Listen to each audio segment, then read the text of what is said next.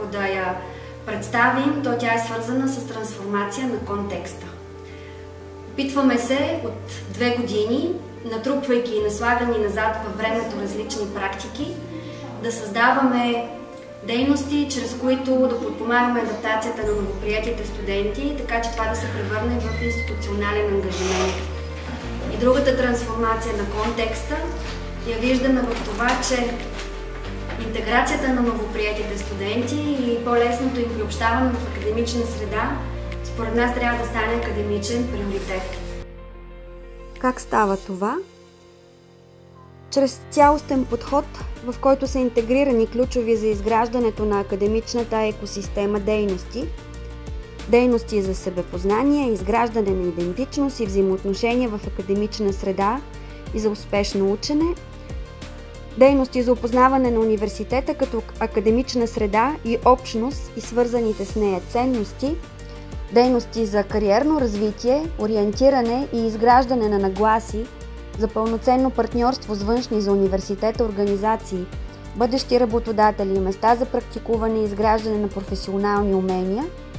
Дейности за подкрепа на жизнения цикъл на студента от приемането до интегрирането в академична среда. Дейности за формиране на нагласи за социално отговорно поведение и участие в инициативи със значими каузи. Всички тези дейности стават възможни благодарение на партньорството на различни организации, с които факултет по педагогика от години поддържа и изгражда партньорства и отношения на сътрудничество. Правим го с помощта на всички онези звена и партньори, благодарение на които ние показваме университета като едно автентично място за живеене и учене. Това са университетската библиотека, където в момента се намираме. Това са колегите от Департамента по спорт и спортната база, с която разполага университета. Водим ги там, за да могат да усетят атмосферата на спортните дейности в реалната среда, в която те се реализират. Правим го в университетския театър. Първата година университетския театър ни беше партньор, като нашите студенти бяха ролята на публика и на зрители.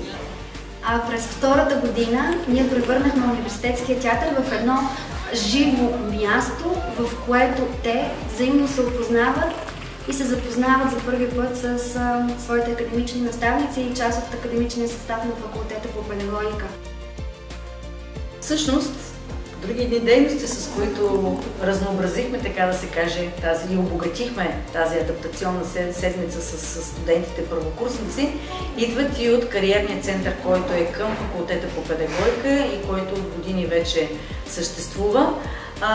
Наред с кариерният консултант София Георгиева, ние подготвихме много дейности, свързани с запознаването на студентите, с посланията, които и една академична среда трябва да има, свързана с последваща връзка с работодателите.